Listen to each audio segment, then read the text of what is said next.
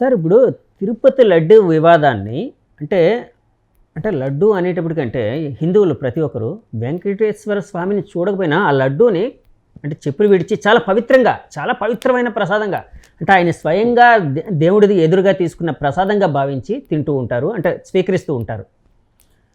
యాక్చువల్గా ఇప్పుడు మీ NDA government, ఎందుకంటే మీ జనసేన ఎన్డీఏ గవర్నమెంట్లో ఉంది కాబట్టి మీ గవర్నమెంట్ అంటున్నాను, మీ ఎన్డీఏ గవర్నమెంటు అలాగే అటు వైసీపీ రెండు కూడా రాజకీయాలకు వాడుకుంటున్నాయని కొంతమంది అంటూ ఉన్నారు.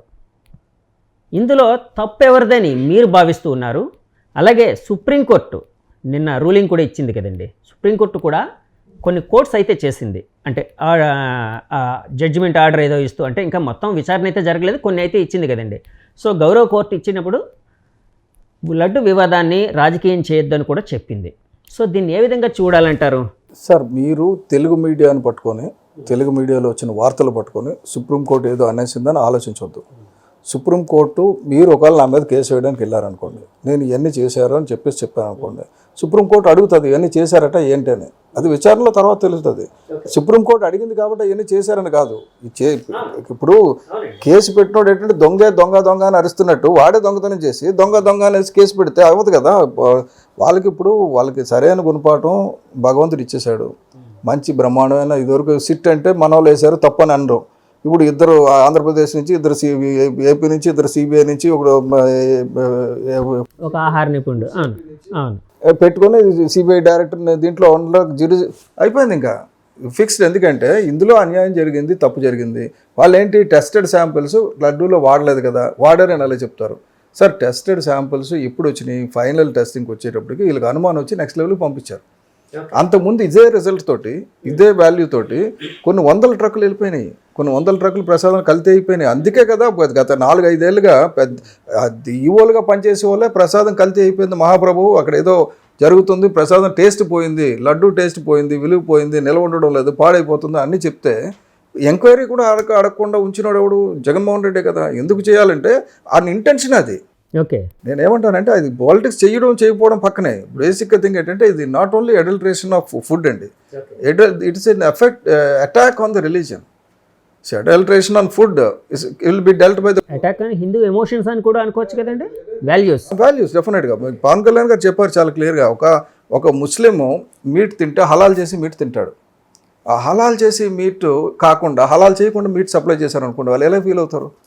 వాడు కాదు తినేసాడు అనుకోండి, వాడు ఎలా ఫీల్ అవుతారు? ఆ ఫీలింగ్ ఉంటుంది.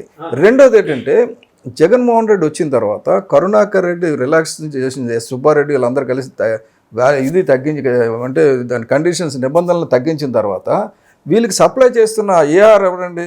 హలాల్ సర్టిఫైడ్ కంపెనీ. హలాల్ సర్టిఫైడ్ కంపెనీ అంటే they are doing non vegetarian activity అని కదా. హలాల్ సర్టిఫైడ్ కంపెనీ అని ఉండదు కదా. లేకపోతే హలాల్ అంటే వెజిటేరియన్ కాదు కదా. హలాల్ సర్టిఫైడ్ అంటే ఇట్స్ నాన్ వెజిటేరియన్ టెక్నికల్గా. సో కాబట్టి అటువంటి కంపెనీకి ఆర్డర్ ఇవ్వడం, సరే ఇవన్నీ పైకి చెప్పేదానికంట 100 రెట్లు జరిగినాయి ఆధారాలు లేనివి. అందుగురించిన పవన్ కళ్యాణ్ గారు హిందూ సమాజం మేలుకోవాలో తిరగబడాలని చెప్పింది. కారణం ఏంటంటే ప్రతిదీ కోర్టులో రాదండి. ఇప్పుడు ఇవాళ ఈ గదిలో మనం ఉన్నాం, ఎక్కడ మీరు నేను ఉన్నాం, నేను మీ మీద దౌర్జన్యం చేశాను, ఎవడు రికార్డ్ చేయలేదు, మీరు వెళ్ళి చెప్తారు. నేను పవర్ఫుల్ అయితే నా మాట వింటారు, మీ మాట వినరు. మీరు పవర్ఫుల్ అయితే మీ మాట వింటారు, నా మాట వినరు. కొట్టకపోయినా కొట్టాడని మీరు చెప్పొచ్చు. అలాగే జరుగుతుంటాయి. కోర్టులకు ఏంటంటే సాక్ష్యాలు కావాలి. ధర్మానికి సాక్ష్యాలు అక్కర్లేదు. ధర్మం దాని పని అదే చేసుకుపోతుంటుంది. అదే కదా కర్మ వెంటాడుతుంటుంది, వదలదంటారు కదా. ఎంతమంది ఎంత చేశారు ఇప్పుడు చూడండి. ఇవాళ బాగా డబ్బున్న వాళ్ళంతా పోయారు, ఎవడు పట్టించుకోలే. స్వామి వివేకానందం పట్టించుకున్నారు. ఆయన 30 ఏళ్ళకి చనిపోయి, ఆయన చికాగోలో చెప్పినప్పుడు 30 ఏళ్ళు ఆయన వయసు, 38వ సంవత్సరంలో చనిపోయాడు ఆయన. కాబట్టి అంత 38 ఏళ్ళు చనిపోతే ఇన్నాళ్ళు 130 ఏళ్ళు అయినా ఎందుకు ఆయన గుర్తుపెట్టుకుంటున్నాం? ఒక ఆదర్శవంతమైన జీవితం గడిపాడు, ఆదర్శవంతమైన మెసేజ్ ఇచ్చాడు, సమాజానికి ఒక సందేశం ఇచ్చాడు. అలాగ ఉండాలి. అంతేగాని డబ్బు సంపాదించినోడు గ్రావెల్ తినేసి, మట్టి తినేసి, లేఅవుట్లు వేసేసుకొని అన్ని అడల్ట్రేషన్, ఆయిల్ కల్తీలు చేసి నెక్స్ట్ ఇప్పుడు ఈరోజు పవన్ కళ్యాణ్ గారు చెప్పిన ఈ లడ్డు కల్తీతో మొదలు పెడితే ఎక్కడి వరకు వెళ్తుందంటే మనకు వాడే కొబ్బరి నూనెలో 95% కల్తీ, మనకు తాగుతున్న పామాయిల్లో కల్తీ, ఇవన్నీ కల్తీలు అన్నీ పైకి వస్తాయి ఇప్పుడు. అంటే సరే, ఈ లడ్డు వివాదం పక్కన పెడితే మీరు ఇప్పుడు రకరకాల కల్తీల కోసం చెప్తున్నారు కదండి. ఈ కల్తీలకి వైసీపీకి కానీ లేకపోతే జగన్మోహన్ రెడ్డి గారికి కానీ సంబంధం ఏంటి సార్? లేదు.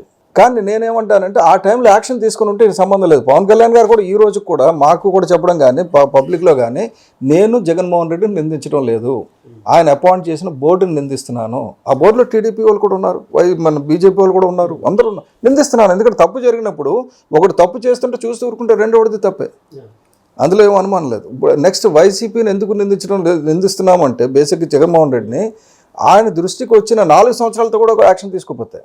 ప్రసాదం క్వాలిటీ బాగోలేదని ఎవరు స్వయాన executive officer like LV Subrahmanyam చెప్పారు. ఇలాంటి పెద్ద పెద్ద వాళ్ళందరూ వెళ్ళి చెప్పినప్పుడు అది తప్పు జరుగుతుందని అనుకోకుండా ఉంటుందిలేవా మీరు అందరూ పట్టించుకోవద్దు, ఇది పరిస్థితి. ఆయన విశాఖపట్నం ఎల్వి సుబ్రహ్మణ్యం గారు ఒకసారి చెప్పారు, విశాఖపట్నం స్టీల్ ప్లాంట్ విషయంలో మాట్లాడితే ఇండస్ట్రీ మూసేయండి, ఎందుకు వచ్చింది, ఇండస్ట్రీ మూసేస్తే 30,000 ఎకరాలు ఉన్నాయి కదా, మనం రాజధాని పెట్టుకుందాం, కాలుష్యం పోతుంది అని చెప్పాడు. ఆయనే చెప్పాడు ఇంటర్వ్యూలో, ఓపెన్ ఇంటర్వ్యూలో చెప్పాడు. అంటే ఆయన చీఫ్ సెక్రటరీగా ఉంటున్నప్పుడు ఓత్ ఆఫ్ సీక్రెసీ ఉంటుంది కాబట్టి మాట్లాడకూడదు. కానీ ఇటువంటివన్నీ జరిగితే దౌర్జన్యం కదండి. అంటే ఆలోచన సరళ ఎలాగుంటుందంటే ఒక సైతాన్లాగా ఆలోచిస్తున్నాడు ఆయన. భక్తుడు అంటే దేంట్లోనూ పర్వాలేదు, క్రిస్టియానిటీలో కూడా సైతాన్ని ఎవరు పూజించరు. ఈయన అటువంటి సైతాన్ జాతికి సైతాన్ తాలూకా ఐడియాలజీకి చెందిన అతను. ఎందుకంటే ఆయన ఆలోచనలు అన్ని చోట చాలా వికృతంగా ఉంటాయి, చాలా వికృతంగా. పైకి మాట్లాడడం ఒకటి, చేసేది ఒకటి, చాలా వికృతంగా ఉంటాయి. కాబట్టి అటువంటి వాడిని దించడానికైనా పవన్ కళ్యాణ్ గారు పొత్తు పెట్టుకున్నారు, అటువంటి వాడిని దించడానికైనా ఈ ధర్మాన్ని కాపాడడానికైనా చేశారు. వీళ్ళు చేసిన ప్రతి తప్పు పైకి వస్తుందండి. ఇది చేసిన ప్రతి తప్పు తిరుమలలో అన్ని మత ప్రార్థనలు కానీ, తిరుమలలో ఇది కన్వర్షన్స్ కానీ, తిరుమలలో ఉన్న షాపులన్నింటినీ తీసేసి వేరే వాళ్ళని తీసుకొచ్చి పెట్టడం కానీ, ఇవన్నీ కూడా ఇన్వెస్టిగేషన్లో కూడా దీని ఒక్కదానికే రాదు. అందుకే చెప్పారు శ్రీనిధి అని పెట్టి 10,000 రూపాయలు కలెక్ట్ చేసుకుని 500 రూపాయలు రిసీట్ ఇచ్చి ఎంత తిన్నాడు ఆ సుబ్బారెడ్డి తెలియాలి కదా. ఆ డబ్బంతా కక్కిస్తాం, ₹1 పోదండి. బేసిక్ థింగ్ ఏంటంటే వాళ్ళు జైల్లో ఉంటారు, ఆ డబ్బంతా పోద్ది, వాళ్ళ తాలూకా బంధుమిత్రులందరూ కూడా రేపొద్దున అడుగు తినాల్సి వస్తుంది. ఇది పరిస్థితి. కానీ వైవి సుబ్బారెడ్డి గారి కోసం చెప్పినప్పుడు అంటే కొంతమంది సన్నిహితులు వాళ్ళు ఆయన అపర వెంకటేశ్వర స్వామి భక్తుడు అని చెప్పేవారండి. కనపెడతారండి. బేసిక్ థింగ్ ఏంటంటే ఇప్పుడు ఆ భక్తుడైతే ఇప్పటి గురేసి చావాలి. నేను చెప్తున్నా, నిజంగా అపర భక్తుడైతే ఉరేసికి చావాలి. జగన్మోహన్ రెడ్డి వెనకాల వేసుకు రాకూడదు, తప్పు జరిగిందని చెప్పి ఉరేసికి చావాలి, నా దేవుడికి అన్యాయం జరిగిందని. అది ఎక్కడ ఉంది? జగన్మోహన్ రెడ్డి దేవుడు ఆయనకి, ఆయన వెంకటరామూర్తి దేవుడు కాదా. అదంతా డ్రామా. కరుణాకర్ రెడ్డి చేతిలో హారతీసి తిప్పడం, అదే దీంట్లో బీడీలు సిగరెట్లు కాల్చినాడు చేతిలో హారతీసి తిప్పితే పబ్లిక్కి మోసం చేయడానికి, అంతకంటే ఇంకెలా. సార్ ఇప్పుడు సుప్రీంకోర్టు యాక్చువల్గా 2 సిబిఐ అధికారులని, 2 సిట్ అధికారులని, అలాగే ఒక ఆహార నిపుణుడు ఫుడ్ సేఫ్టీ ఆఫ్ ఇండియా వాళ్ళని ఒకరు నియమించారు. ఈ నియామకం ఒక విధంగా రాష్ట్ర ప్రభుత్వానికి ఎన్డీఏ గవర్నమెంట్కి చెంపపెట్టు లాంటిది అని చెప్పి నిన్న జగన్మోహన్ రెడ్డి గారు ప్రెస్ మీట్ పెట్టి మరి అంటే ఆయన మీడియాతో మాట్లాడుతూ అన్నారు. కొన్ని కామెంట్స్ అయితే చేశారు, దాన్ని ఎలా చూడాలంటారు? అది just escape. We welcome. Pawan Kalyan గారు వెల్కమ్ చేశారు, చంద్రబాబు నాయుడు గారు వెల్కమ్ చేశారు. ఈయన ఎందుకు చంపదప్పాలనుకుంటున్నారు? చంపదప్పైతే మేము ఎందుకు వెల్కమ్ చేస్తాం? వాడికి బేసిక్ ఏంటంటే దొరికిపోయిన దొంగ. ఇప్పుడు జగన్మోహన్ రెడ్డి నిజంగా దైవభక్తుడే కాక్కర్లేదంటే, జగన్మోహన్ రెడ్డికి ధర్మం మీద ఏమాత్రం అవగాహన ఉన్నా మొన్న శుక్రవారం కూడా టెంపుల్కి వస్తానని ఎందుకు చెప్పాడంటే కోర్టు ఎగ్గొట్టడానికి. కోర్టు వాయిదా ఉంది, ఆ రోజు కోర్టు వాయిదా ఎగ్గొట్టడానికి చెప్పాడు. ఈ కోర్టుకు వెళ్ళి ముందు అసలు నిర్దోషిత్వాన్ని నిరూపించుకొని రావాయా బాబు. నీ మీద ఆల్రెడీ మన చేగుండ హరిరామ్ జోగయ్య గారు కేసు వేశారు, ఏది అర్జెంటుగా దీన్ని తేల్చండి అని. హైకోర్టు డైలీ బేస్లో దీన్ని ట్రయల్ కండక్ట్ చేయండి అన్నారు. ఇవి తప్పించి తిరుగుతున్నాడు. ఇంకా ఆ హరిరామ్ జోగయ్య ఏమో వైసీపీ తొత్తు లేకపోతే జగన్మోహన్ రెడ్డి ఏజెంట్ అని ప్రచారం చేస్తాడు వాళ్ళ తాలూకా ఛానల్స్లో. కానీ దాని వెనుక టీడీపీ వాళ్ళు ఉన్నారని అన్నారండి అప్పట్లోనే. హరిరామ్ జోగయ్య గారు కేవలం హరిరామ్ జోగయ్య మాత్రమే, ఇంకెవరు లేరు. There is nobody else. నాకు తెలుసు. కాదు అంటే అప్పట్లోనే వైసీపీ వాళ్ళు హరిరామ్ జోగయ్య గారు వైసీపీ తొత్తు అనే ప్రచారం వెనక టీడీపీ వాళ్ళే ఉన్నారని చెప్పి చాలాసార్లు కోట్ చేశారు. కాదు, దానివల్ల వాళ్ళకి బెనిఫిట్ ఏమని చెప్పండి. ఇప్పుడు హరిరామ్ జోగయ్య గారు అవుట్ అండ్ అవుట్ కమ్యూనిటీ అనేది దూరం అవుతుంది కదండి. ఎలక్షన్ ముందు, ఇది నేను ఎంత ఎలక్షన్ ముందు వ్యవహారం చెప్తూ ఉన్నాను సార్. ఏం ట్రై చేసినా ఆ రోజు ఏది ట్రై చేసినా కూడా వైసీపీ తప్ప టీడీపీ చేయదు. ఎందుకంటే ఎవరు లాస్ అయినా టీడీపీకి లాస్ కదా, కూటమికి లాస్ కదా. కాబట్టి అవన్నీ కూడా తప్పుడు ప్రచారాలు. సార్ ఇప్పుడు ఈ చెడపకరా చెరేవని చెప్పేసి జగన్మోహన్ రెడ్డి ఏదైతే తప్పులు చేశాడో ఆ తప్పులే పేక్కి చుట్టుకొని చచ్చిపోతాడు. ఏం వేరేవాడు ఎప్పుడూ అక్కర్లా. కర్మ చెప్పారు కదా, బ్రో సినిమాలో చూపిస్తాడు కర్మ సిద్ధాంతం అనుభవించాలి నువ్వు ఇక్కడ అని. ఆడ అనుభవించి తీరుతాడు. మీరు చూస్తారు, ప్రపంచం అంటే రాష్ట్ర ప్రజలే కాదు, దేశ ప్రజలే కాదు, అందరూ చూస్తారు ఈయన చేసిన పాపాలకి, ఈయన పడే. అంటే ఇప్పుడు ప్రాబ్లం ఏంటంటే తల్లిదండ్రులు తప్పు చేస్తే బిడ్డలు వస్తుంది అంటారు. అలాగే పాపం వీళ్ళు బిడ్డలుగా ఆ బారిన పడకుండా ఉండాలని నేను కోరుకుంటున్నాను అంతే. ఈయన చేసిన పాపాలన్నీ వాళ్ళకి చెందకూడదని కోరుకుంటున్నాను. కానీ ఈయన మాత్రం పూర్తిగా శిక్షార్హుడు, అందులో ఏమాత్రం డౌట్ లేదు. కబ్జాలు చేయడం కానీ, భూ కబ్జాలు చేయడం కానీ, అలా నలుగురు రెడ్లు పెట్టి మొత్తం ప్రజాస్వామ్యం ధ్వంసం చేయడం కానీ, అసలు పులివెందుల్లో ఈ రోజు వరకు అసలు గ్రామ సభ అనేది జరగలేదు. ఇప్పుడు మొన్న జరిగిందా సార్? మొన్న పెట్టినప్పుడు జరిగింది, అంతే. ఇప్పుడు వరకు జరగలేదు ఆహా. అది. కాబట్టి వీళ్ళు ప్రజాస్వామ్యం గురించి మాట్లాడతారు. నేను ఇచ్చాను ఎక్కడ మీ బాబు సొమ్ము ఇచ్చావా నువ్వు తీసుకొచ్చి? అప్పు చేసావు, 10 లక్షలు అప్పు చేసావు, అందులో 2 లక్షలు ఖర్చు పెట్టావు, 8 లక్షలు ఇష్టం వచ్చినట్టు మీ వాళ్ళు అందరూ తిన్నారు. ఇసుక దోచుకున్నారు, శాండ్ దోచుకున్నారు, గ్రావెల్ దోచుకున్నారు, రకరకాల దొరికినాయి అన్నీ దోచుకున్నారు. కల్తీ సామ్రాజ్యం, నెక్స్ట్ గంజాయి, ఇవన్నీ చేశారు కదా. ఇప్పుడు అన్నిటికీ అనుభవిస్తారండి. నేనేమంటానంటే ఇప్పటివరకు పాలన ఒకటండి. నేను ఒకటి చెప్తాను, ఈ కూటమి పాలన మాత్రం వేరేగా ఉంటుంది. గతంలో చంద్రబాబు నాయుడు గారు కూడా చిన్న చిన్న పొరపాట్లు చేసుకుంటే ఇప్పుడు జరగవు.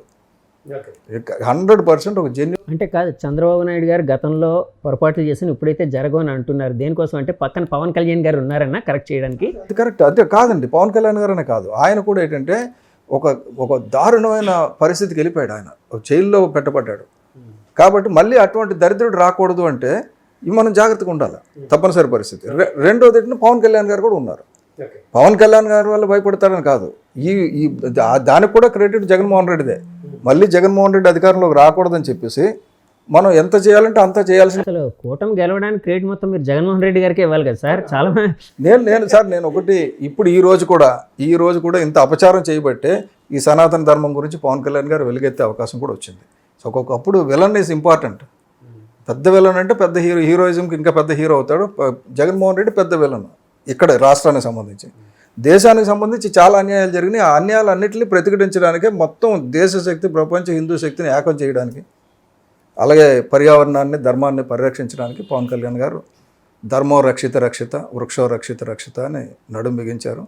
ఆయనకి మీలాంటి మీడియా అందరూ కూడా సహాయం చేయాలని. సార్, ఇప్పుడు పవన్ కళ్యాణ్ గారికి చంద్రబాబు నాయుడు గారికి మధ్య కోఆర్డినేషన్ ఎలా ఉందని భావించవచ్చు?